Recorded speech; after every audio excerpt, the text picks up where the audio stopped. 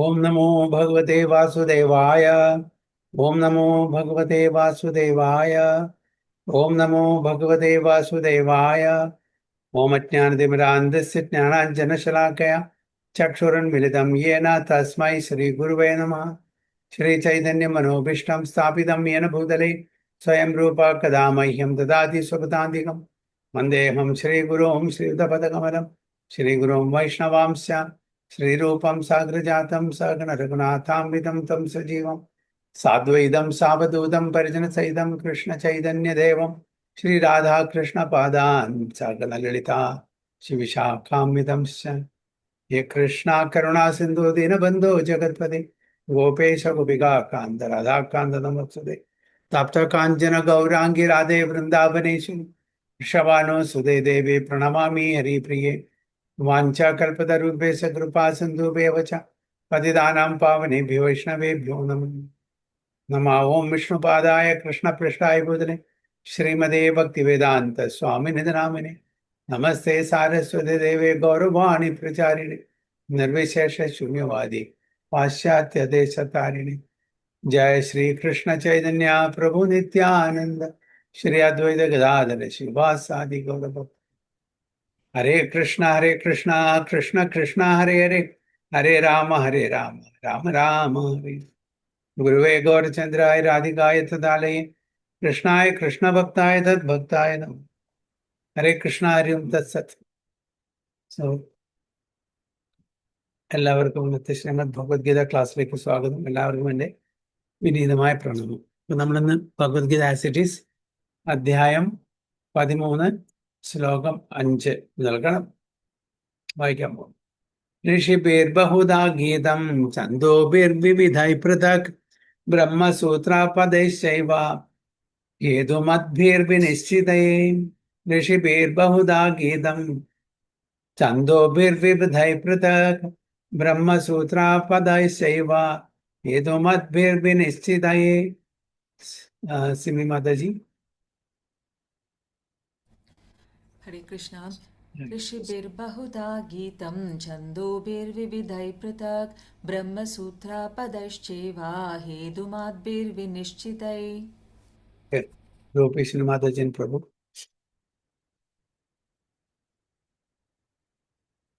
हरे कृष्ण प्रभु. धन्यवाद प्रणाम. ऋषिभिर्बहुधा गीतं छन्दोभिर्विविध पृथक् ब्रह्मसूत्रपदैश्चैव हेतुमद्भिर्विनिश्चितैः. हरे कृष्ण प्रभु. धन्यवाद. हरे कृष्ण प्रभु जी. ऋषिभिर्बहुधा गीतं छन्दोभिर्विविधैः पृथक् ब्रह्मसूत्रपदैश्चैव हेतुमद्भिर्विनिश्चितैः. हरे कृष्ण प्रभु जी. പ്രവർത്തന മേഖലയെയും അതിന്റെ ജ്ഞാതാവിനെയും കുറിച്ചുള്ള ജ്ഞാനം വിവിധ വൈദിക കൃതികളിലൂടെ ഋഷീശ്വരന്മാർ നൽകിയിട്ടുണ്ട്. വിശേഷിച്ച് വേദാന്ത സൂത്രത്തിൽ കാര്യകാരണ സഹിതം ഇത് സമർത്ഥിക്കപ്പെട്ടുകൊണ്ടിരിക്കുന്നു. ഹരേ കൃഷ്ണ പ്രഭു. That knowledge of the field of activities and of the knower of activities is described by various sages in various Vedic writings. It is especially presented in Vedanta Sutra with all reasoning as to cause and effect. So, field of activities നമ്മുടെ ശരീരം. Okay. The knower of activities. 2 knower ഉണ്ട്. നേരത്തെ ക്ലാസ്സിൽ പറഞ്ഞാണ്. ആരൊക്കെയാണ് 2 knower?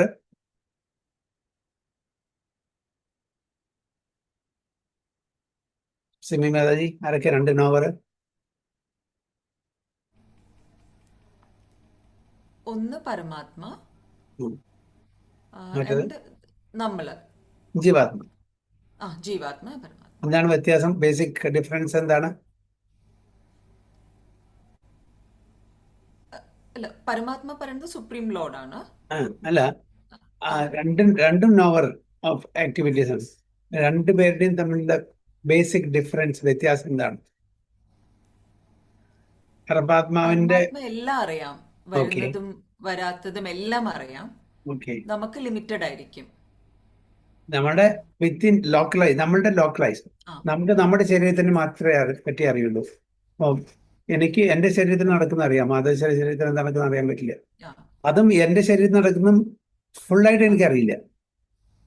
വളരെ limited ആയിട്ട് അറിയുള്ളൂ അല്ലേ? നമ്മൾ എൻ്റെ ശരീരത്തിനെ പറ്റി എല്ലാ each and every part of the body എനിക്ക് സൂക്ഷ്മമായിട്ട് അറിയാൻ പറ്റില്ല. അപ്പൊ നമ്മളുടെ നോളജ് വളരെ ലിമിറ്റഡ് ആണ്. ഭഗവാന്റെ നോളജ് അൺലിമിറ്റഡ് ആണ്. അപ്പോൾ ഇതിനെ പറ്റിയിട്ട് പല ഋഷിവര്യന്മാരും പല വേദിക് റൈറ്റിംഗ്സിലും ഇതിനെപ്പറ്റി ഉദ്ഘോഷിച്ചിട്ടുണ്ട്. It is especially presented in Vedanta Sutra. ഇപ്പൊ ഈ Vedanta Sutra with all reasonings as to cause and effect, നമുക്കിത് വായിച്ചാൽ മനസ്സിലാവും വേദാന്ത എന്താ സൂത്ര എന്ന് പറഞ്ഞത്. എന്താണ് സൂത്ര എന്ന് പറഞ്ഞ വേടിന്റെ അർത്ഥം? ഓ അഹം ബ്രഹ്മാസ്മി, തത്വമസി, ഇതൊക്കെ ഒരു സൂത്രങ്ങളാണ്. ഇതിന്ന് നമുക്ക് എന്ത് ഡിസിഫർ ചെയ്യാൻ പറ്റും? വളരെ ലിമിറ്റഡാണ് നമുക്ക് അല്ലേ? പക്ഷെ അതിന് അന്തർലീനമായി കിടക്കുന്ന ഇൻഡെപ്ത് മീനിങ് നമുക്ക് പറയാൻ പറ്റില്ല. അതിന് ആചാര്യന്മാര് ശരിക്കും അതിനെ വ്യാഖ്യാനം ചെയ്യുമ്പോഴാണെന്ന് മനസ്സിലാക്കും. ഇത് കോഡഡ് വേർഡ്സ് ആണ്. സൂത്ര എന്ന് പറഞ്ഞാൽ കോഡഡ് വേർഡ്സ് ആണ്. ഒരു കോഡ് വേർഡിൽ അതിനെ എക്സ്പാൻഡ് ചെയ്യുമ്പോൾ ഒരുപാട് മീനിങ്സ് കിട്ടും. വേദാന്ത സൂത്രം അതേപോലെ. അപ്പൊ നമ്മൾ സാധാരണ ആൾക്കാർക്ക് വേദാന്ത സൂത്രം മനസ്സിലാവില്ല. അപ്പൊ അതിന് വേദാന്ത സൂത്രത്തിന് കമന്ററി എഴുതണം അല്ലെ, ഭാഷ എഴുതണം. അപ്പൊ അത് ആചാര്യന്മാരെ ചെയ്യും. നമ്മൾ സാധാരണ ജനങ്ങൾക്ക് ഈവൻ ഡീറ്റെയിൽ ആയിട്ട് പർപ്പോട്ട്, ഇത്രയും വലിയ പർപ്പോട്ട് തന്നിട്ട് നമുക്ക് മനസ്സിലാവുന്നില്ല. അപ്പൊ ഈ സൂത്രങ്ങൾ എങ്ങനെ നമുക്ക് മനസ്സിലാക്കാൻ പറ്റുക? പ്രഭുപാദ ഓരോ വാക്കിന്റെ അർത്ഥം കൊടുത്ത് അതിന്റെ ട്രാൻസ്ലേഷൻ തന്ന് അതിന്റെ ഡീറ്റെയിൽ പർപ്പോട്ട് തന്നിട്ടും നമുക്കൊന്നും മനസ്സിലായിട്ടില്ല. ഇത്ര കാലം ഇത് വായിച്ചു കൊണ്ടിരിക്കുക. നേരെ മറിച്ച് അർജുനന് എങ്ങനെ ഗംഗ പ്രവാഹിക്കുന്നു അതേപോലെ ശ്ലോകങ്ങൾ വൺ ആഫ്റ്റർ അനദർ ചോദ്യോത്തരമായിട്ട് ചോദിച്ചും പറഞ്ഞു കൊടുക്കുമ്പോൾ അർജുനന് അവിടെ വേർഡ് ടു വേർഡ് മീനിങ്ങോ ട്രാൻസ്ലേഷനോ അതർ പർപ്പോട്ടൊന്നും ഉണ്ടായിരുന്നില്ല. But it could assimilate everything and realise everything. അപ്പൊ നമ്മളും അർജുനും തമ്മിലുള്ള അന്തരം ആലോചിച്ച് വെക്കും. Arjuna being an exalted devotee, he could understand and assimilate everything. നമുക്ക് ഇത്രയൊക്കെ ഡീറ്റെയിൽഡ് എക്സ്പ്ലനേഷൻ ഉണ്ടായിട്ടും നമുക്ക് ഇപ്പോഴും സംശയങ്ങൾ അല്ലേ? അപ്പൊ അതാണ് വ്യത്യാസം. അർജുന്റെ കാലിബറും നമ്മുടെ കാലിബറും തമ്മിലുള്ള വ്യത്യാസം. അപ്പൊ ഈ വേദാന്ത സൂത്രത്തില് ഇതിനെ പറ്റിയിട്ട്, അതായത് നമ്മുടെ ഈ ഫീൽഡ് ഓഫ് ആക്ടിവിറ്റീസും നോവർ ഓഫ് ദ ആക്ടിവിറ്റീസും പറ്റി കാര്യകാരണ സഹിതം പറഞ്ഞിട്ടുണ്ട്. പക്ഷെ അതും നമുക്ക് മനസ്സിലാവില്ല. അതിന് ആചാര്യന്മാരുടെ സഹായം വേണം, അവരുടെ ബ്ലെസ്സിങ്സ് വേണം. അവരുടെ ബ്ലെസ്സിങ്സോട് കൂടിയിട്ട് അവരുടെ വ്യാഖ്യാനങ്ങള് അത് ഒന്നും രണ്ടും ആചാര്യന്മാരില്ല, ഡിഫറെന്റ് പെർസ്പെക്റ്റീവ്, ഡിഫറെന്റ് ആംഗിളിൽ നിന്ന് അവർ മനസ്സിലാക്കി തരും. നമ്മുടെ ഷഡ്ഗോസ്വാമിമാർ, എല്ലാ ഗോസ്വാമി, രൂപ സനാതന, ജീവഗോസ്വാമി, രഘുനാഥ് ഭട്ട ഗോസ്വാമി, ജീവഗോസ്വാമി, ഇവരെല്ലാവരും ഒരുപാട് വ്യാഖ്യാനങ്ങൾ അതിനെ എലാബറേറ്റ് ചെയ്തിട്ട് കമന്ററി എഴുതിയിട്ടുണ്ട്. വിശ്വനാഥ് ചക്രവർത്തി ഠാക്കൂർ, ബൽദേവ് വിദ്യാഭൂഷൺ, ശ്രീധര സ്വാമി, ഇവരെല്ലാം നമുക്ക് ഒരുപാട് വ്യാഖ്യാനങ്ങളും അവരുടെ പോയിന്റ് ഓഫ് വ്യൂ ഒന്നിനും മെച്ചമായിരിക്കും, ഒന്നിന് കോംപ്ലിമെന്റ് ആയിരിക്കും. ഒന്നും ഒരു കോൺട്രഡിക്ടറി ആയിട്ട് നമുക്ക് തോന്നുമായിരിക്കും ചില ആചാര്യന്മാരുടെ. അപ്പൊ അവരെ മെഡിറ്റേറ്റ് ചെയ്ത് അവരെന്താണോ കാണുന്നത് അതാണ് അവർ ചെയ്യുന്നത്. അല്ലാണ്ട് അവര് ഇമാജിനറി ആയിട്ട് എഴുതല്ല, ഊഹാപോഹങ്ങളുടെ അടിസ്ഥാനത്തിൽ എഴുതുന്നു. അപ്പൊ ഏതൊരു ആചാര്യനും അതിനെ മെഡിറ്റേറ്റ് ചെയ്യുമ്പോൾ ഭഗവാൻ അവർക്ക് കാണിച്ചു കൊടുക്കുന്ന അവരുന്ന്. അപ്പോ നമ്മൾ നേരത്തെ പറഞ്ഞ പോലെ മേൽപ്പത്തൂർ നാരായണ ഭട്ടതിരി ഭഗവാന്റെ നാരായണീയം എഴുതിയപ്പോ സമയത്ത് അതിനെ കല്ലുകൊണ്ട് എറിഞ്ഞുകൊണ്ട് അടച്ചു വന്നു, അങ്ങനെ എന്തോ എഴുതി, അതോ വടി കൊണ്ടോ. അപ്പൊ അദ്ദേഹത്തിന് ഉടനെ തോന്നി, അയ്യോ ഞാൻ തെറ്റാണല്ലോ എഴുതിയത്, ഭാഗവതത്തിൽ അങ്ങനെയല്ല, അത് മറിച്ചാണ് പറഞ്ഞിട്ട് സങ്കടപ്പെട്ടിരിക്കുമ്പോൾ പറഞ്ഞു, എഴുതിക്കൊള്ളാൻ പറഞ്ഞു, ഞാൻ കല്ലുകൊണ്ടും ഉടയ്ക്കും വടി കൊണ്ടും ഉടയ്ക്കും. എന്താണ് എഴുതിയത്, അത് ശരിയാണ്, ഒരു കുഴപ്പമില്ല. അപ്പോ ഓരോരുത്തരും എഴുതുന്നത് ഊഹാപോഹങ്ങളുടെ അടിസ്ഥാനമില്ല, അവരുടെ മനസ്സിൽ തോന്നുന്നല്ല എഴുതുന്നത്, ഭഗവാൻ മനസ്സിൽ തോന്നിപ്പിക്കുന്നതാണ് എഴുതുന്നത്. അപ്പൊ എന്തും നമ്മളുടെ ചെറിയ മനസ്സിൽ അതൊരു കോൺട്രഡിക്ടറി ആയിട്ട് ചിലപ്പോൾ തോന്നുമായിരിക്കാം, പക്ഷെ അത് കോൺട്രഡിക്ടറി അല്ല. എല്ലാം ഓരോ ആചാര്യന്മാർ എഴുതുന്നതും അത് ഓരോരുത്തർക്കും ഒരു കോംപ്ലിമെന്റ് ആയിട്ട് വരുള്ളൂ. ചിലപ്പോൾ നമുക്ക് വൈകാം, രൂപ ഗോസ്വാമി എന്താ ഇങ്ങനെ എഴുതിയിരിക്കുന്നത്, അല്ലെങ്കിൽ സനാതൻ ഗോസ്വാമി എന്താ ഇങ്ങനെ ഇരിക്കുന്നത്, നമുക്ക് അത് റിക്കൺസിൽ ചെയ്യാൻ ബുദ്ധിമുട്ടായിരിക്കും. അപ്പൊ ഇങ്ങനെ ഈ വേദാന്ത സൂത്രം എന്ന് പറഞ്ഞാൽ അതിന് കമന്ററി, അതിന് ഭാഷ്യം, അത് വളരെ ഡീറ്റെയിൽ ആയിട്ട് ആ സൂത്രത്തിനെ വിപുലീകരിച്ചിട്ട് എഴുതുമ്പോൾ, ഞാൻ ഉദാഹരണം പറഞ്ഞത് തത്വമയി, ഓക്കെ, പിന്നെ അഹം ബ്രഹ്മാസ്മി, ഇതൊക്കെ അഥാതോ ബ്രഹ്മ ജിജ്ഞാസ, ഇതൊക്കെ എന്താണ്, സൂത്രങ്ങളാണ്. പക്ഷെ ഇതൊന്നും നമുക്ക് കാര്യമായിട്ട് മനസ്സിലാക്കാൻ പറ്റില്ല. ഇതിനെ ആക്ച്വലി കമന്ററി എഴുതുമ്പോൾ, അതിനെ വ്യാഖ്യാനിക്കുമ്പോഴാണ് നമുക്ക് അതിനുള്ള ഇൻഡെപ്ത് മീനിങ്ങിൽ കിട്ടുന്നത്. അപ്പൊ അതാണ് ഇവിടെ ഭഗവാൻ അർജുനോട് പറയുന്നത്. ഇത് ഞാൻ മാത്രമല്ല, മറ്റ് പല ഋഷിവര്യന്മാരും ഇതിനെപ്പറ്റി എഴുതിയിട്ടുണ്ട്, ഇതിനെപ്പറ്റി അതിന്റെ കാര്യകാരണ സഹിതം എഴുതിയിട്ടുണ്ട് എന്ന് പറയും. The Supreme Personality of Godhead, Sri Krishna, is the highest authority in explaining this knowledge. Still, as a matter of course, learned scholars and standard authorities always give evidence from previous authorities. Oh, ഭഗവാൻ താൻ പറയുന്നത് മുഴുവൻ അതേപോലെ എടുക്കണം എന്ന് പറയുന്നില്ല. ഭഗവാനും coat ചെയ്യുന്നത് എന്താണ്, മറ്റുള്ള ആചാര്യന്മാരെ, ഓക്കെ, അവരുടെ ആ ഒരു കൊട്ടേഷൻ കൂടി ഭഗവാൻ, ഡോണ്ട് ബിലീവ് മീ ഭഗവാൻ പറയുന്നത്, even learned sages, scholars, philosophers, അവരുടെ അഭിപ്രായം കൂടി ഭഗവാൻ എടുത്തു. ഈവൻ 11ാമത്തെ അധ്യായത്തില് ഉദ്ധവഗീതയില് ഭഗവാൻ ഉദ്ധവന് പറഞ്ഞു കൊടുക്കുന്നുണ്ട്. ഭഗവാൻ സ്വന്തം അഭിപ്രായമല്ല പറയുന്നത്, ഭഗവാൻ കോട്ട് ചെയ്യുന്നുണ്ട്. യദുവിന് അവധൂത് ബ്രാഹ്മണൻ പറഞ്ഞിരിക്കുന്നത് 24 ഗുരുക്കന്മാരെ പറ്റിയിട്ട്, അതിനെ പറ്റിയിട്ട് കോട്ട് ചെയ്തിട്ടാണ് പറയുന്നത്. So he is not giving just his opinion. Even Bhagavad Gita Arjunan പറയുന്നുണ്ടല്ലേ, പരം ബ്രഹ്മ പരം ധാമ പവിത്രം പരമം ഭവാൻ പുരുഷം ശാശ്വതം ദിവ്യം ആദിദേവം അജംവിഭും. ഇത് ആര് പറയുന്നു? ഇത് അർജുനൻ പറയുന്നതാണ്. പക്ഷെ അർജുനൻ പറയുന്നുണ്ട് ഇത് എൻ്റെ അഭിപ്രായമായിട്ട് ആൾക്കാർ ചിന്തിക്കും. അല്ല, ഇത് തന്നെയാണ് അശ്വിതൻ, ദേവലൻ, വ്യാസൻ, നാരദൻ, മഹർഷിയൊക്കെ പറയുന്നത്. ഇത് എൻ്റെ മാത്രം അഭിപ്രായമല്ല. അതിനുപരിയായിട്ട് സ്വയം ഭഗവാൻ അത് തന്നെ പറയുന്നത്. അപ്പൊ അവിടെ സബ്സ്റ്റാൻഷിയേറ്റ് ചെയ്യാണ്. ആക്ച്വലി വേദിക് ലിറ്ററേച്ചർ എന്ന് പറഞ്ഞാൽ അത് എക്സിയോമെട്രിക് ട്രൂത്ത് ആണ്, സെൽഫ് പ്രൂവൺ ആണ്, സെൽഫ് എവിഡൻ ആണ്. അതിനൊരു സബ്സ്റ്റാൻഷിയേഷൻ ആവശ്യമില്ല. അതിന് വേറൊരു സെക്കൻഡറി ഒരു സപ്ലിമെന്ററി എവിഡൻസ് ആവശ്യമില്ല. സെൽഫ് എവിഡൻ്റ് ആണ്. പക്ഷെ എങ്കിലും കൂടി ആൾക്കാർ ചോദിക്കും, ഓ മേ ബി ഭഗവാൻ കൃഷ്ണൻ സ്വയം പ്രൈസ് ചെയ്യായിരിക്കും, അല്ലെങ്കിൽ അർജുനനും ഭഗവാനും തമ്മിലുള്ള റിലേഷൻഷിപ്പ് കൊണ്ട് അർജുനൻ ഭഗവാനെ പോളിഷ് ചെയ്യായിരിക്കും. അപ്പൊ അതൊന്നും വിചാരിക്കാൻ പാടില്ല, തെറ്റിദ്ധരിക്കാൻ പാടില്ല. അതുകൊണ്ടാണ് അർജുനൻ പറയുന്നത് എൻ്റെ മാത്രം അഭിപ്രായമല്ല, എല്ലാ ഋഷിവര്യന്മാരുടെയും, അതിന് ഉപരിയായിട്ട് സ്വയം ഭഗവാൻ തന്നെ ഇത് പറയുന്നു. അപ്പൊ അതുകൊണ്ടാണ് ഇവിടെ ഭഗവാൻ മറ്റുള്ള പ്രീവിയസ് അതോറിറ്റീസിനെ ഇവിടെ കോട്ട് ചെയ്യുന്നത്. Standard authorities always give evidence from previous authorities. അപ്പൊ എന്നെ മുഴുവനും നിങ്ങൾ വിശ്വസിക്കേണ്ട, എല്ലാ സെയിലി പേഴ്സണാലിറ്റീസും അതേ അഭിപ്രായം തന്നെയാണ് പറയുന്നതെന്ന് പറഞ്ഞു. Krishna is explaining this most controversial point regarding the duality and non-duality of the soul and the supersoul by referring to a scripture, the Vedanta, which is accepted as authority. അപ്പൊ എന്താണ് റിഗാർഡിങ് ഈ controversial point ആണ്. എന്താണ് controversial point? Duality and non duality. എന്താണ് duality?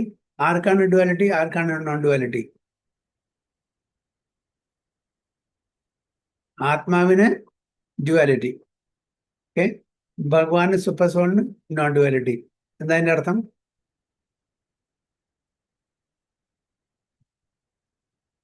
എന്താണ് അതിന്റെ അർത്ഥം?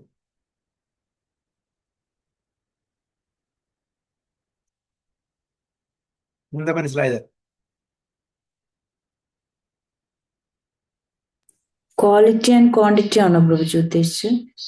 അല്ല, ഭഗവാൻ ഒന്ന്, ദ്വൈതം അദ്വൈതം.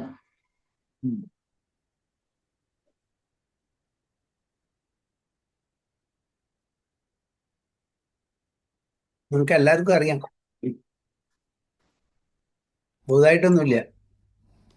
സുഖദുഃഖം അങ്ങനത്തെ ഡ്യുവാലിറ്റി ആണോ പ്രഭുജി? എന്താ പറഞ്ഞ? പിന്നെ സുഖം ദുഃഖം, അതന്നെ ദ്വന്ദ്ങ്ങൾ. ഓക്കെ, അതായത് ജീവാത്മാവിൻ ദ്വന്ദ്ങ്ങളുടെ അധീനത്തിലാണ്. സുഖം ദുഃഖം നല്ലത് ചീത്ത ജയം പരാജയം. ഓക്കെ. മറ്റേ സൂപ്പർ സോളിന് അതില്ല. അതിന് വൺ സൈഡ് മാത്രമേ ഉള്ളൂ, ആനന്ദം മാത്രമേ ഉള്ളൂ. അതും കൂടിക്കൊണ്ടേയിരിക്കും. അതാണ് പറയുന്നത് duality and non duality of the soul and super soul by referring to a scripture, the Vedanta which is accepted as per. Vedanta സൂത്രം എല്ലാവരും അക്സെപ്റ്റ് ചെയ്യുന്നു. വേദാന്ത സൂത്ര അതിന്റെ കമന്ററിയാണ് പലരും. ഇപ്പൊ വേദാന്ത സൂത്രത്തിന്റെ കമന്ററി ആദി ശങ്കരാചാര്യ എഴുതിയിട്ടുണ്ട്. അതിന്റെ കമന്ററിയുടെ പേരെന്താണ്? വ്യാഖ്യാനം, ഭാഷ്യം, ശാരീരിക ഭാഷ. ഓക്കെ. മറ്റേ മധ്വാചാര്യ എഴുതിയിട്ടുണ്ട്. അതിന്റെ എന്താണ്? പൂർണ്ണപ്രജ്ഞ. രാമാനുജാചാര്യ എഴുതിയത്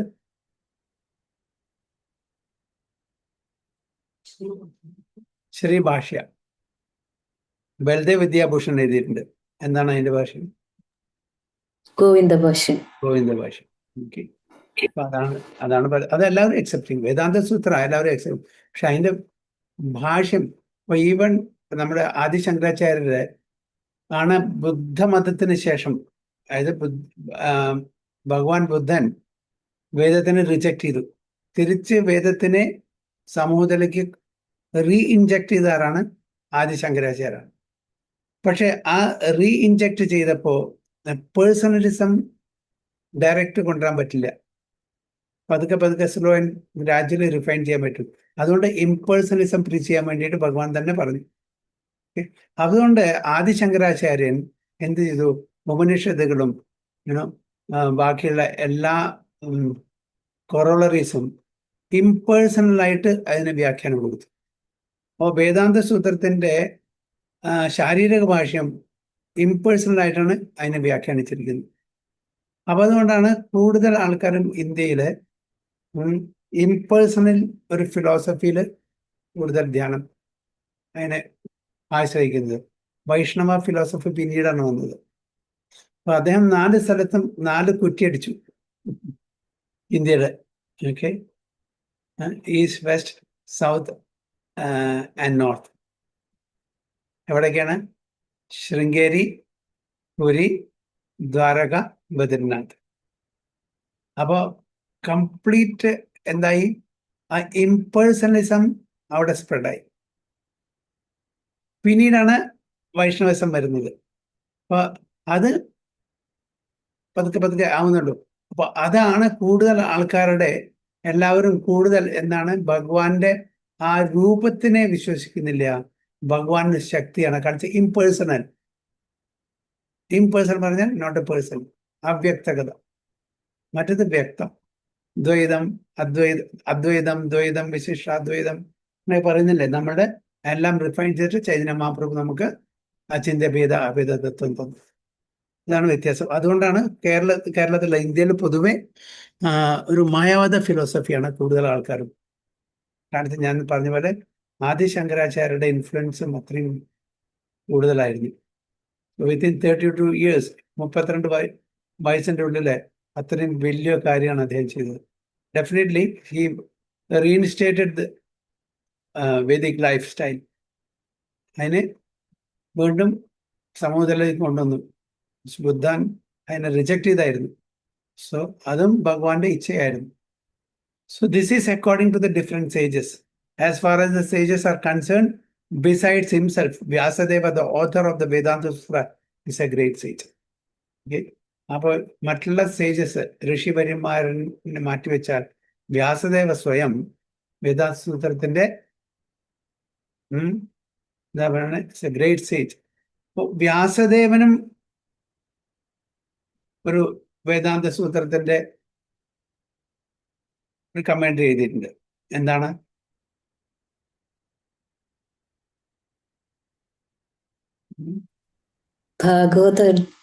Shrimad Bhagavatam. Shrimad Bhagavatam is a natural commentary of Vedanta Sutra. Prabhupada പറയുന്നുണ്ടല്ലേ. അപ്പൊ അതുകൊണ്ട് തന്നെ ഗൗഡിയ വൈഷ്ണവന്മാർ വിചാരിച്ചു വേറൊരു കമന്ററി അതിനാവശ്യമില്ല. പക്ഷേ ഭാഗ്യവശാലോ നിർഭാഗ്യവശാലോ, ഭാഗ്യവശാൽ തന്നെ പറയണം, കാരണം അവിടെ ഒരു ഡിസ്പ്യൂട്ട് വന്നപ്പോൾ ബൽദേവ് വിദ്യാഭൂഷണ് അത് എഴുതേണ്ടി വന്നു. അങ്ങനെയാണ് ഗോവിന്ദ ഭാഷ്യം വരുന്നത്. അപ്പൊ പ്രഭുപാദ ഈ ഭഗവത്ഗീതയുടെ ഇതില് ആ ഡെഡിക്കേഷൻ ആർക്കാണ് കൊടുത്തിരിക്കുന്നത്? ബൽദേവ് വിദ്യാഭൂഷൺ. പ്രഭുജി, ആദ്യം വ്യാസദേവൻ എഴുതിയതിനെ പിന്നെ ബൽദേവ് വിദ്യാഭൂഷൺ എക്സ്പാൻഡ് ചെയ്ത് എങ്ങനെയാ പ്രഭുജി അത് പറയുന്നത്? ഈ ബൽദേവ് വിദ്യാഭൂഷൺ വളരെ റീസെന്റ് ആണ്. May be 300-400 years before. 300 years maximum. കാരണം ഷഡ് ഗോസ്വാമിന് ശേഷം വിശ്വനാഥ് ചക്രവർത്തി ഠാക്കൂർ, അതിനുശേഷം അദ്ദേഹത്തിന്റെ ഡിസൈപ്പിളാണ് Baldev Vidyabhushan. So may be 250-300 years.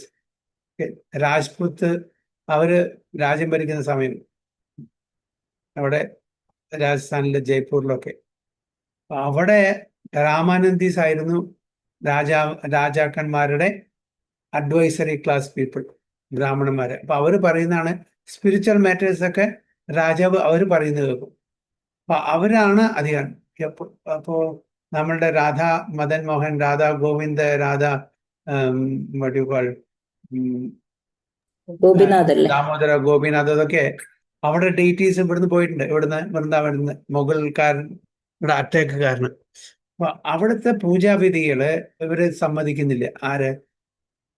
രാമാനന്ദീസ് വൈഷ്ണവ ആ വിധി പ്രകാരം ചെയ്യാൻ സമ്മതിക്കുന്നില്ല.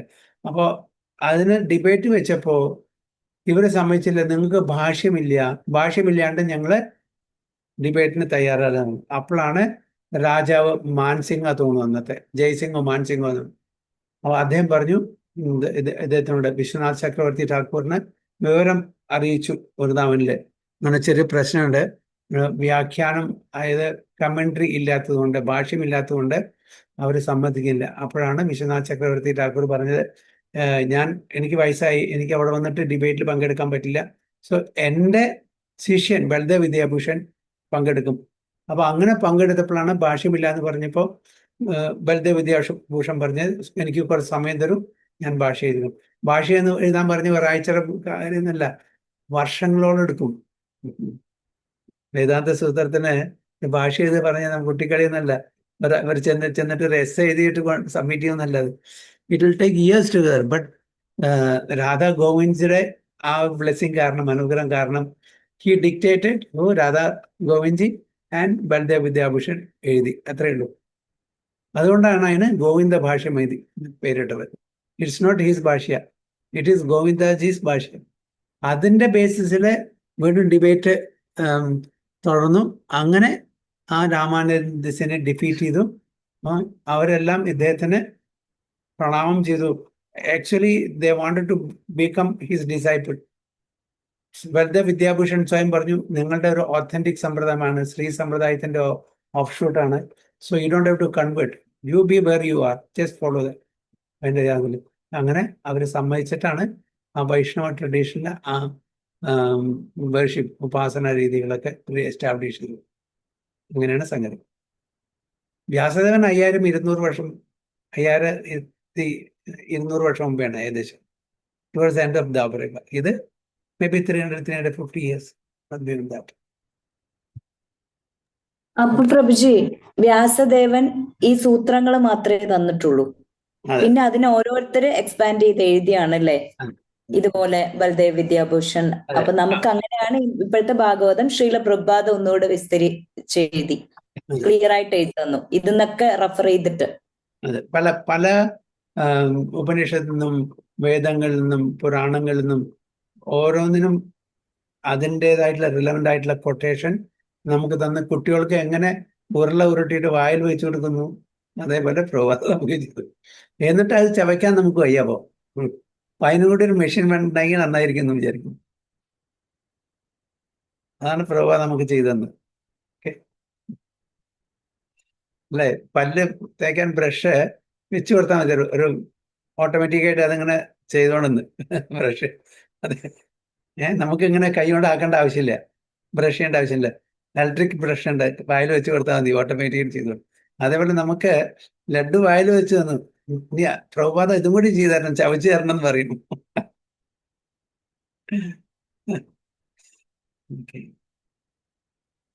So, and Vyasadeva's father Parasara is also a great sage. Okay, Parasara Maharshi, very great sages ആണ്. പരാശര മഹർഷിയാണ് ആ ഒരു സ്പെസിഫിക് വേഴ്സ് ഭഗവാൻ എന്നുള്ള വേഴ്സ് ഉണ്ട് പത്മപുരാണത്തില്. യെസ്, ഭഗവാൻ, വാട്ട് ഈസ് ഡെഫിനിഷൻ ഓഫ് ഭഗവാൻ?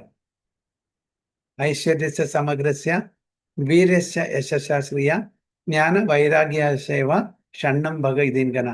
ഇത് പരാശര മുനി quoted in Padma Purana. So he is a great sage. Yes, there is a father. So he writes in his books of religiosity, aham tvam cha tathanye, we, you, I, and the various other living entities are all transcendental, although in material bodies. അപ്പൊ തന്നെ ഭഗവാനും പറയുന്നത് ഭഗവത്ഗീതയില് അല്ലേ? ഭഗവത്ഗീതയിൽ തന്നെ പറഞ്ഞു, V, you and, അതായത് all these kings, you and me. Krishnan പറയുന്നില്ലേ, all these kings assembled in the battlefield, you Arjuna and me, നമ്മളെല്ലാം എന്താണ്? Transcendental. And so we, you and the various other living entities are all transcendental, although in material bodies. നമ്മളൊക്കെ ഭൗതിക ശരീരത്തിലാണെങ്കിൽ കൂടി നമ്മൾ spirit soul ആണ്, spirit ആണ് എന്ന് പറയുന്നു. Now we are fallen into the ways of the three modes of material nature according to our different karma.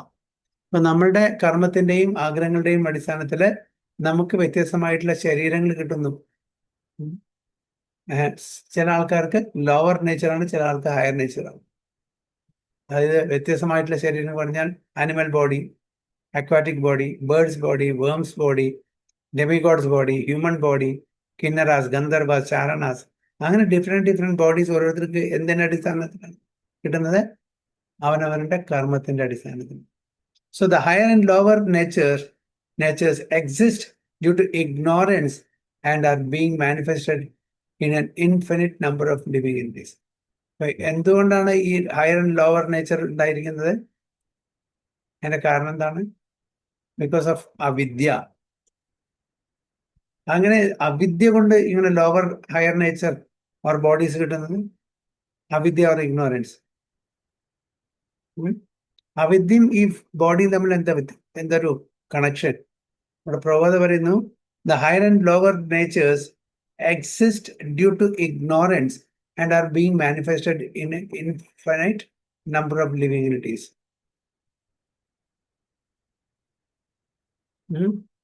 So what is the connection?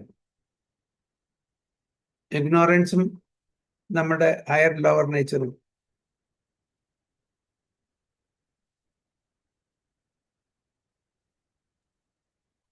കാരണം വിദ്യ കിട്ടുമ്പോഴല്ലേ നമ്മള് കർമ്മങ്ങളിലെ വ്യത്യാസം വരുന്നത്, അതിനനുസരിച്ച് പ്രവർത്തിക്കുന്നു. യെസ്, തീർച്ചയായും. അപ്പൊ ഡെഫിനറ്റ്ലി സത്വഗുണം, രജോ ഗുണം, തമോ ഗുണം. അപ്പൊ ഏത് വ്യക്തിയാണോ സത്വഗുണത്തില് കർമ്മങ്ങൾ ചെയ്യുന്നത് അവർക്ക് ഹയർ നേച്ചർ കിട്ടും. ഏത് വ്യക്തിയാണോ രജോ ഗുണത്തിലും തമോ ഗുണത്തിലും കർമ്മങ്ങൾ ചെയ്യുന്നത് അവർക്ക് ലോവർ നേച്ചർ കിട്ടും. So to the degree we are influenced with the modes of material nature, to the degree we are doing our activities in certain modes, അതിനനുസരിച്ചിട്ട് നമുക്കുള്ള അതിന് അനുസൃതമായിട്ടുള്ള നേച്ചറിൽ നമുക്ക് ചിലപ്പോൾ മനുഷ്യനായിരിക്കാം, ഡെമിഗോഡായിരിക്കാം, മൃഗങ്ങളായിരിക്കാം, പക്ഷികളായിരിക്കാം, വൃക്ഷങ്ങളായിരിക്കാം. അപ്പോൾ വൃക്ഷങ്ങൾ ആർക്കാ കിട്ടുക? ഏറ്റവും ലോവസ്റ്റ് അല്ലേ? വൃക്ഷങ്ങളായിട്ട് ജനിക്കാതെ പറഞ്ഞാൽ കംപ്ലീറ്റ് ഇഗ്നോറൻ്റ്. എന്താ വൃക്ഷങ്ങൾക്ക് ഞാൻ സ്പെസിഫിക്കലി പറയാൻ കാരണം കംപ്ലീറ്റ് ഇഗ്നോറൻ്റ് ആണ്. അതായത് അവർ ഇഗ്നോറൻ്റ് അല്ല. നമ്മൾ മനുഷ്യജന്മത്തില് അങ്ങനത്തെ കാര്യങ്ങൾ ചെയ്തപ്പോൾ നമുക്ക് വൃക്ഷങ്ങളുടെ ശരീരം കിട്ടി. എന്തുകൊണ്ടാണ് ഒരു ജീവാത്മാവ് ഒരു വൃക്ഷത്തിന്റെ ശരീരം എടുക്കാൻ കാരണം? നമ്മുടെ ഏതെങ്കിലും കാലത്ത് മനുഷ്യരായിരുന്നിരിക്കും. അന്ന് നമ്മളുടെ ആ ഒരു ഫ്രീ വില്ല് ശരിക്കും എക്സസൈസ് ചെയ്തില്ല. തമോ ഗുണത്തില് പാപങ്ങൾ ചെയ്തു ജീവിച്ചു. അങ്ങനെ അതുകൊണ്ട് നമുക്ക് we had to glide down to lower species like trees and plants. അപ്പൊ അവര് ടോട്ടലി ഇൻ ഡാർക്ക്നെസ് ആണ്. ആര്? വൃക്ഷങ്ങൾ compared to the other living entities. എന്തുകൊണ്ടാണ് കാരണം? എന്റെ കാരണം എന്താ? ടോട്ടൽ ഇഗ്നോറൻസിലാണ്. അവരുടെ ചേതന എന്ത് ചേതനയാണ്? ആവൃത ചേതന, അല്ലെ? Covered consciousness. അതുകൊണ്ട് ടോട്ടൽ ഇഗ്നോറൻസിലാണ്. So as you rise in this, from this lower nature to higher nature, consciousness will also rise. ആവൃത ചേതനത്തിൽ നിന്ന് സങ്കുചിത ചേതനയിലേക്ക് മാറും. സങ്കുചിത ചേതനത്തിൽ നിന്ന് മുകുളിത, പിന്നെ വികസിത, പിന്നെ പൂർണ്ണ വികസിത.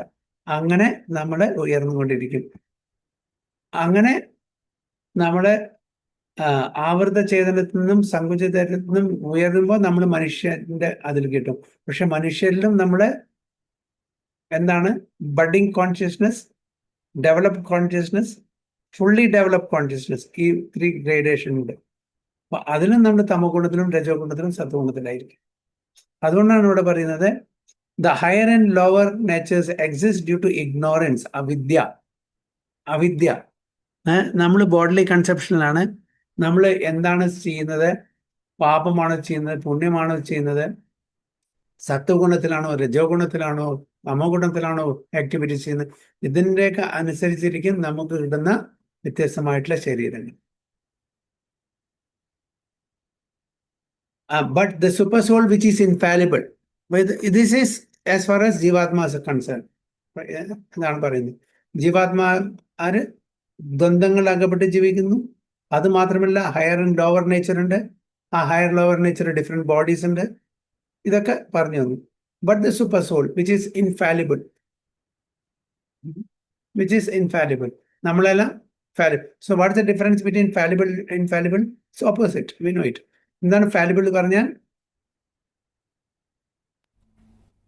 മിസ്റ്റേക്സ് ചെയ്യും. Yes, committing mistakes, subject to commit mistake. We are not perfect. ഒരുപാട് മിസ്റ്റേക്സ് നമ്മൾ വരുത്തും. Fallible, that's why we are fallible. And infallible എന്ന് പറഞ്ഞാൽ വിതൗട്ട് എനി എറർ.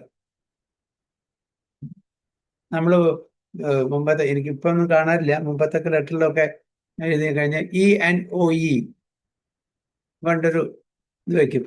കണ്ടിട്ടുണ്ടോ ആരെങ്കിലും?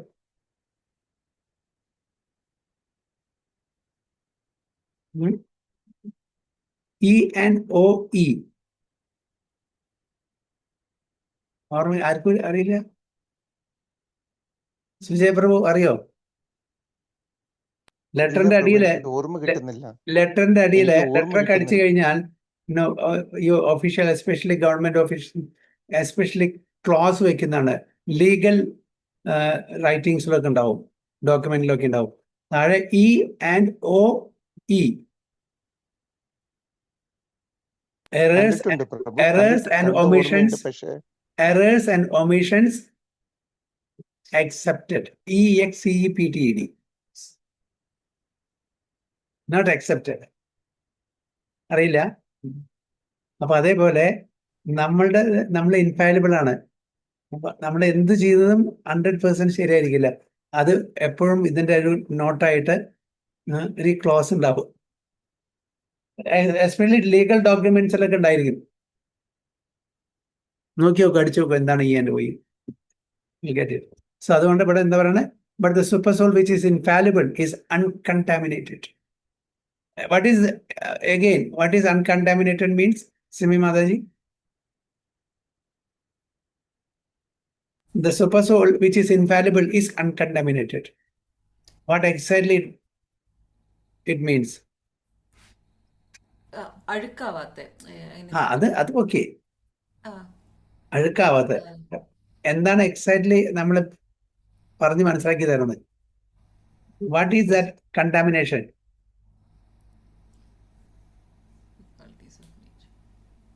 Three modes. Three modes affected. We are not contaminated by the three modes. Are super soul.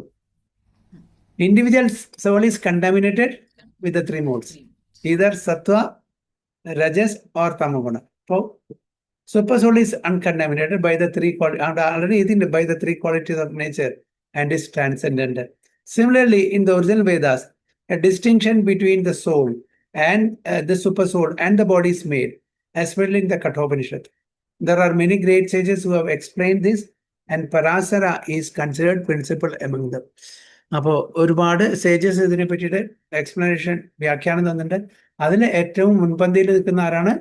Parashara മുനിയാണ്, വ്യാസദേവന്റെ അച്ഛൻ. So the word Chandobhi refers to the various Vedic literatures. ഇപ്പൊ ചന്തോബി എന്ന് പറഞ്ഞാൽ എന്താണ് എൻ്റെ അർത്ഥം? വേരിയസ് വേദിക് ലിറ്ററേച്ചറാണ് അതിന് ഇവിടെ ഉദ്ദേശിക്കുന്നത്. The Taittiriya Upanishad, for example, which is a branch of the Yajurveda, describes nature, the living entity, and the supreme personality of God. അപ്പോൾ യജുർവേദത്തിന്റെ ഒരു ശാഖയാണ് തൈത്തരീയ ഉപനിഷത്ത്. അതില് പ്രകൃതിയെ പറ്റിയിട്ടും ജീവാത്മാവിനെ പറ്റിയിട്ടും പരമാത്മാവിനെ പറ്റിയിട്ടും പ്രതിപാദിച്ചിട്ടുണ്ട്. As stated before, Kshetra is the field of activities. There are two kinds of Kshetrajna, the individual living entity and the supreme living entity. As stated in the Taittiriya Upanishad 2.5, Brahma Pucham Pratishtha. എന്താണ് അതിന്റെ അർത്ഥം? There is a manifestation of the Supreme Lord's energy known as Annamaya. ഇതാണ് ഇത് different level of consciousness ആ പറയുന്നത്. പ്രഭാത അതിനെ വളരെ ക്ലിയർ ആയിട്ട് പറയുന്നുണ്ട്.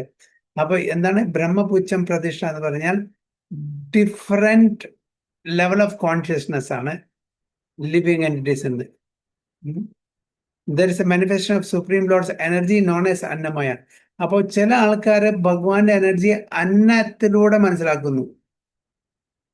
അന്നമയ കോശ, പ്രാണമയ കോശ, ജ്ഞാനമയ കോശ, വിജ്ഞാനമയ കോശ, ആനന്ദമയ കോശ. ഇതൊക്കെ എന്താണ്? Different level of understanding of the supreme understanding. അതായത് ഭഗവാനെ അന്നത്തിലൂടെ മനസ്സിലാക്കുന്നു, ഭഗവാനെ പ്രാണത്തിലൂടെ മനസ്സിലാക്കുന്നു, ഭഗവാനെ ജ്ഞാനം, വിജ്ഞാനം, ആനന്ദത്തിലൂടെ. ഇതെല്ലാം ഭഗവാൻ ആരാന്ന് ക്ലിയർ ആയിട്ട് അറിയില്ല. അപ്പോ നമ്മളുടെ സബ്സിസ്റ്റ് ചെയ്യുന്ന ഫുഡ് കൊണ്ടാണ്, ഭക്ഷണം. അപ്പൊ അതിൽ നമ്മൾ ഭഗവാനെ കാണും.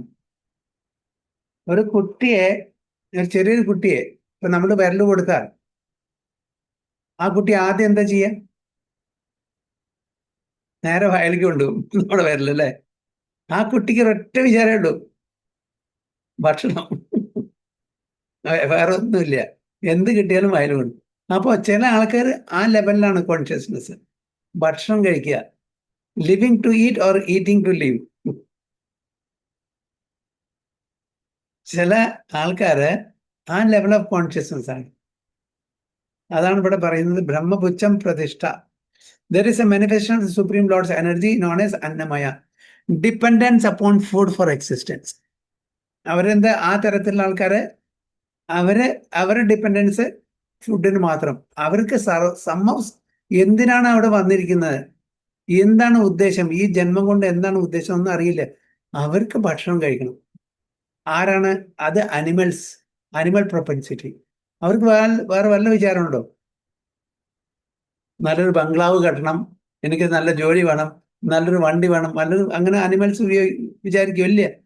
അവർക്ക് സമയാസമയം ഭക്ഷണം കിട്ടണം, അത്രേ ഉള്ളൂ. അപ്പൊ അവരുടെ കോൺഷ്യസ്നെസ് ലെവൽ എന്താണ്? അതേപോലെ തന്നെ മനുഷ്യരും ആ ലെവലുള്ള കോൺഷ്യസ്നെസ് ആൾക്കാരുണ്ട്. അവർ അന്നമയ കോശത്തിലായിരിക്കും. അതാണ് അവര് പറയുന്നത് dependence upon food for existence. That is the only thinking as far as such people are concern. ഒറ്റ വിചാരമേ ഉള്ളൂ, വേറെ ഒന്നുമില്ല. This is a materialistic realization of supreme. ഇത് എന്താണ്? ഭൗതിക തലത്തിലുള്ള ഭഗവാനെ പറ്റിയുള്ള ഒരറിവാണ്. ഭഗവാൻ നമുക്ക് തരുന്നു. ആരാ ഭഗവാൻ എന്താണെന്ന് അറിയില്ല. എന്തുകൊണ്ടാണ് ഞാൻ ഈ ശരീരത്തിൽ വന്നിരിക്കുന്നത് അതൊന്നും അറിയില്ല. പക്ഷെ എനിക്ക് ജീവിക്കണം, അതിന് ഭക്ഷണം വേണം.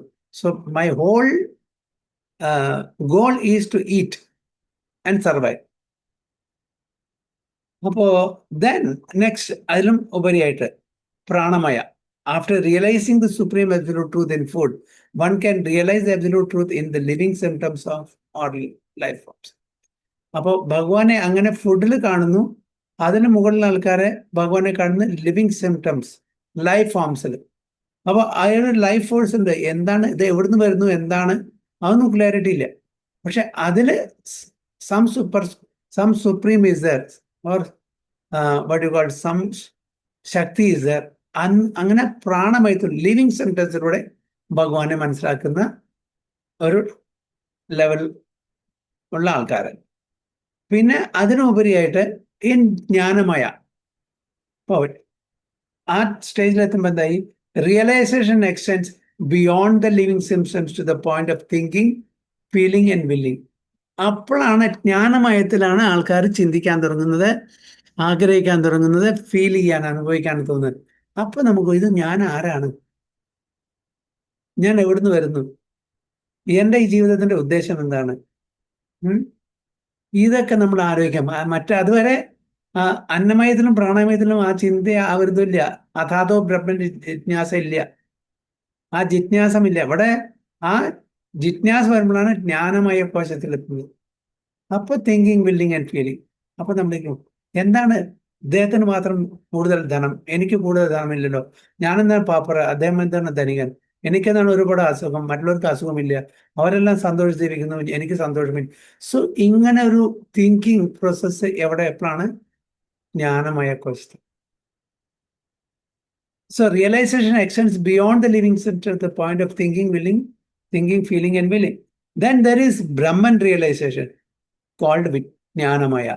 അപ്പൊ അത് അങ്ങനെ ചിന്തിച്ചിട്ട് നമ്മൾ മനസ്സിലാക്കുമ്പോൾ അതിനെന്തായി, റിയലൈസേഷൻ, അതിനെന്തായി, വിജ്ഞാനമയം എന്ന് പറയുന്നു. അപ്പൊ ജ്ഞാനമയം തിയറിറ്റിക്കൽ നോളജും, വിജ്ഞാനമയം റിയലൈസേഷനും, റിയലൈസ്ഡ് നോളജും ഓർ പ്രാക്ടിക്കൽ നോളജും. അപ്പൊ അങ്ങനെ അന്നമയത്തിന് പ്രാണമയത്തിലേക്കും, പ്രാണമയത്തിന് ജ്ഞാനമയത്തിലേക്കും, ജ്ഞാനമയത്തിന് വിജ്ഞാനമയത്തിലേക്കും. In which the living entities mind and life symptoms are distinct from living entity himself. അപ്പോൾ അതിൽ വിജ്ഞാനമയത്തിൽ നമുക്ക് മനസ്സിലാക്കാൻ പറ്റും, അതായത് ഞാൻ ലിവിങ് എൻറ്റിറ്റി, എൻ്റെ മനസ്സ്, എൻ്റെ ലൈഫ് സിംറ്റംസ്, ഇതെല്ലാം ലിവിങ് എൻറ്റിറ്റിയിൽ നിന്ന് വ്യത്യസ്തമാണ് എന്ന്. അപ്പൊ ഈ ശരീരമല്ല ഞാന്, എൻ്റെ കോൺഷ്യസ്നസ് അല്ല ഈ ശരീരം, ഇങ്ങനെ ഇതിന്റെ ഡിഫറൻഷിയേഷൻ മനസ്സിലാക്കുന്നത് എപ്പോഴാണ്, വിജ്ഞാനമയ കോശത്തിൽ. The next and supreme stage is anandamaya. അപ്പൊ അതിന്റെ മീതെയാണ്, ഏറ്റവും ടോപ്പിലാണ് ആനന്ദമയം. അപ്പൊ ജ്ഞാനത്തിന് വിജ്ഞാനത്തിലേക്ക് പോയി, അങ്ങനെ പൂർണ്ണമായിട്ടും ആ ഒരു വിജ്ഞാന ഇതിലെത്തുമ്പോൾ, പക്വതയിലെത്തുമ്പോൾ നമ്മൾ ആനന്ദമയത്തിലെത്തും. ഞാൻ ആരാണ്, ഭഗവാൻ ആരാണ്, നമ്മൾ തമ്മിലുള്ള ബന്ധം എന്താണ്, ഞാൻ എന്ത് ചെയ്യണം, ഞാൻ സേവകനാണ്, ദാസനാണ്, ഭഗവാന്റെ പ്രീതിക്ക് വേണ്ടി ചെയ്യണം. അപ്പൊ അങ്ങനെ എനിക്ക് ആനന്ദം കിട്ടും, ആ ആനന്ദം വർദ്ധിച്ചുകൊണ്ടേയിരിക്കും, ഒരിക്കലും അത് നശിക്കില്ല. ഇങ്ങനെയുള്ള ഒരു സ്റ്റേജിലേക്ക് നമ്മൾ വരും. അപ്പൊ ഇതാണ് different realization of all blissful nature. So thus there are 5 stages of Brahman realisation.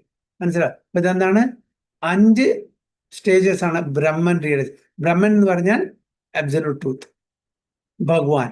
ആ ഭഗവാനെ 5 സ്റ്റേജില് ജീവാത്മാക്കൾ മനസ്സിലാക്കും. അത് ആര് മനസ്സിലാക്കും? Human beings.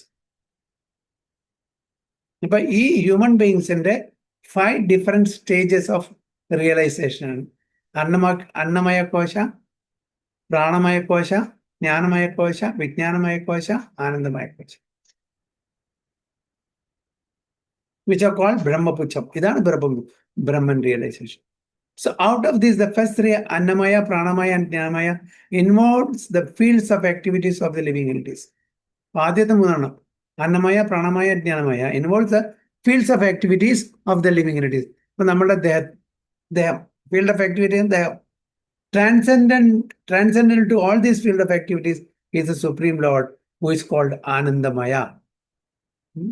Transcendent to all these field of activities is the Supreme Lord, who is called Anandamaya. The Vedanta Sutra also describes the Supreme by saying Anandamayo Abhyasat. The Supreme Personality of Godhead is by nature full of joy. To enjoy his transcendent bliss, he expands into Vijnanamaya, Pranamaya, Jnanamaya and Annamaya. He expands. In the field of activities, the living entity is considered to be the enjoyer, and different from him is the Anandamaya. That means that if the living entity decides to enjoy in dovetailing himself with the Anandamaya, then he becomes perfect. അപ്പോൾ living entity ഈ സ്റ്റേജിൽ വരുമ്പോൾ എന്താണ് ചെയ്യുന്നത് വെച്ചാൽ he will dovetail all his service to please the Supreme Personality of Godhead. Then he will also enter into the Anandamaya stage. അതുവരെ ആനന്ദമയത്തിൽ വരില്ല. കാരണം വെച്ചാൽ ഓരോരുത്തരും സ്വന്തം സെൻസ് ഗ്രാറ്റിഫിക്കേഷൻ വേണ്ടിയിട്ട്, സെൻസ് എൻജോയ്മെന്റിന് വേണ്ടിയിട്ടാണ്, not to satisfy the supreme senses. അല്ലെ, ഋഷികേന ഋഷികേശ സേവനം ഭക്തി ഉച്ചതയുണ്ട്. അപ്പോൾ നമ്മളുടെ സെൻസസിനെ കൊണ്ട് മാസ്റ്ററുടെ സെൻസസ്, സുപ്രീം ഫാദറിന്റെ സെൻസസിനെ പ്രീതിപ്പെടുത്താൻ നോക്കണം. അപ്പൊ അതാണ് ഇവിടെ പറയുന്നത്. In the field of activities the living entity is considered to be the enjoyer. അതായത് നമ്മളുടെ ഈ ഫീൽഡ് ഓഫ് ആക്ടിവിറ്റിയിൽ നമ്മളുടെ ഇന്ദ്രിയങ്ങളെ കൊണ്ട് നമ്മൾ ആസ്വദിക്കാൻ ശ്രമിക്കുന്നു. And different from him is anandamaya. അപ്പൊ നമുക്ക് ആനന്ദമയ സ്റ്റേജിലെത്തണമെങ്കിൽ നമ്മൾ അതിന്ന് ഡിറ്റാച്ച് ചെയ്തിട്ട് ഭഗവാനിലേക്ക് അറ്റാച്ച് ചെയ്യണം. That means that if the living entity decides to enjoy in dovetailing himself with the Anandamaya, then he becomes pure. അപ്പോഴാണ് നമ്മൾ പൂർണ്ണമാകുന്നത്. So that is the real picture of the Supreme Lord as the Supreme Knower of the Lord field, the living entity as a subordinate knower, and the nature of the field of activities. One has to search for this truth in the Vedanta Sutra or Brahma Sutra. അപ്പോൾ ഈ സത്യങ്ങൾ നമുക്ക് എവിടുന്ന് മനസ്സിലാക്കാൻ പറ്റും? വേദാന്ത സൂത്ര അല്ലെങ്കിൽ ബ്രഹ്മസൂത്ര. രണ്ടും ഒന്ന് തന്നെ, വേദാന്ത സൂത്ര ഓർ ബ്രഹ്മസൂത്ര. അപ്പൊ നമ്മള് ഫീൽഡ് ഓഫ് ആക്ടിവിറ്റീസിൽ നമ്മുടെ ഇന്ദ്രിയ തൃപ്തിക്ക് വേണ്ടി നമ്മൾ ചെയ്യുന്നത് ആദ്യത്തെ 3 സ്റ്റേജിലാണ്: അന്നമയ, പ്രാണമയ ആൻഡ് എന്താണ്, ജ്ഞാനമയ. വിജ്ഞാനമയോ ആനന്ദമയത്തിൽ എത്തണമെങ്കിൽ നമ്മളുടെ ആക്ടിവിറ്റീസ് മുഴുവൻ ഡൗട്ടൈൽ ചെയ്യണം for the pleasure of the Supreme Lord. അപ്പോഴാണ് നമ്മൾ പൂർണ്ണമായില്ല, അപ്പോഴാണ് നമ്മൾ പെർഫെക്റ്റ് ആണല്ലോ. അപ്പോൾ നമുക്കും ആ ഭഗവാന്റെ റിലേഷൻഷിപ്പിൽ നമുക്കും ആനന്ദം കിട്ടും. ഇതിന്റെ ഡീറ്റെയിൽസ് ആയിട്ട് നമുക്ക് വേദാന്ത സൂത്ര അല്ലെങ്കിൽ ബ്രഹ്മസൂത്രത്തിൽ കൊടുക്കും. അപ്പൊ എന്താണ് 5 സ്റ്റേജസ് ഓഫ് ബ്രഹ്മൻ റിയലൈസേഷൻ? ഇതാണ് 5 stages. It is mentioned here that the chords of the Brahma Sutra are very nicely arranged according to cause and effect. Karya Karana, cause and effect. Some of the sutras or sutra in English equivalent aphorism. So the first aphorism of the Veda Sutra, Vedanta Sutra is, എന്താണ് first aphorism?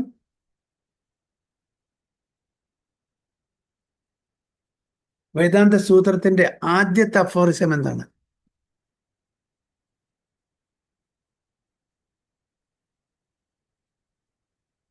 വേദാന്ത സൂത്ര അല്ലെങ്കിൽ Brahma Sutra, anyone?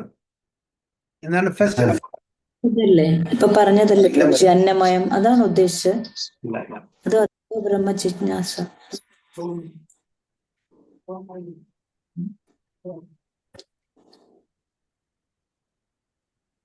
വേദാന്ത സൂത്രത്തിന്റെ first sutra, ആദ്യത്തെ aphorism. It starts with Vedanta sutra starts with athato Brahma jijnasa. അങ്ങനെ പറഞ്ഞിട്ട് അഥാതോ ബ്രഹ്മ ജിജ്ഞാസ. Now let me inquire about the supreme absolute truth. That is the first. Okay, first aphorism ആണ്, or first sutra ആണ് വേദാന്ത സൂത്രത്തിന്റെ അഥാതോ ബ്രഹ്മ ജിജ്ഞാസ. Now let me inquire about the supreme absolute truth. Why now? Why not earlier?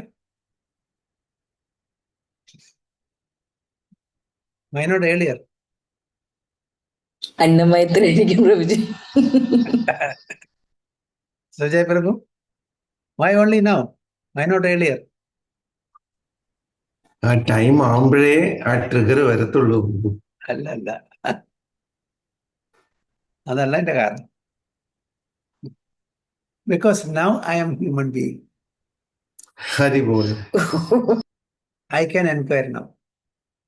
In other species, animals, aquatics, birds, reptiles, trees and plants, I cannot inquire. So this is the only species which has a prerogative to inquire. Adonana Athato Brahma Jignasa. So that is the first aphorism. So this is meant for human beings, not for lower beings. So are na viyad asrude, nadma shrude, and paratu tat shrude. The first aphorism indicates the field of activities, the second indicates the living entity, and the third indicates Supreme Lord, the summum bonum among all the manifestation of various basic. ബ്രഹ്മസൂത്രത്തിന്റെ 2.3.2 2.3.18 അതിൽ കൊടുത്തിരിക്കുന്ന സൂത്രങ്ങളാണ് എഴുതുന്നത്. 2.3.40 അത് അതിനെന്താണ്? The first aphorism indicates ഇതിലത്തെ 2.3.2 indicates the field of activities. The second 2.3.18 indicates the living entity, and the third 2.3.40 indicates the Supreme Lord, summum bonum among all the manifestation of various entities. അപ്പൊ ഈ വേദാന്ത സൂത്രത്തില് ഈ particular ശ്ലോകത്തിൽ കൊടുത്തിരിക്കുന്ന എന്താണ്? Field of activities, living entity and the supreme lord. In brief, they are not one. Although ഭഗവാന്റെ ശക്തിയാണത്, ഭഗവാന്റെ ശക്തിയാണ്. ബട്ട് നേച്ചറും ഭഗവാനായിട്ട് ഒന്നായിട്ട് പറയാൻ പറ്റില്ല. ലിവിങ് എൻറ്റിറ്റീസും നേച്ചറിനും അതേപോലെ ഭഗവാനായിട്ട് ഒന്നായിട്ട് കാണാൻ പറ്റില്ല. It's are all different. അപ്പൊ ഇതിനെ വളരെ ഡീറ്റെയിൽ ആയിട്ട് എലോബറേറ്റ് ആയിട്ട് ഈ വേദാന്ത സൂത്രത്തിൽ കൊടുത്തിട്ടുണ്ടെന്ന് ആദ്യം തന്നെ പറഞ്ഞു അല്ലേ? ഇവിടെ പറഞ്ഞില്ലേ?